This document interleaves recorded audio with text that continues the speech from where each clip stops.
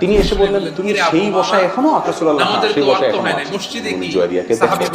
তুমি এতক্ষণে যত আমল করলে, যত জিকির করলে, যত দোয়া করলে, আমি 4টি মাত্র বাক্য 3 বার পাঠ করে যেই পরিমাণ সওয়াবের ভার আমি সঞ্চয় করেছি, তোমার পুরো সময়ের নেক আমলের চাইতে ওটা ভালো।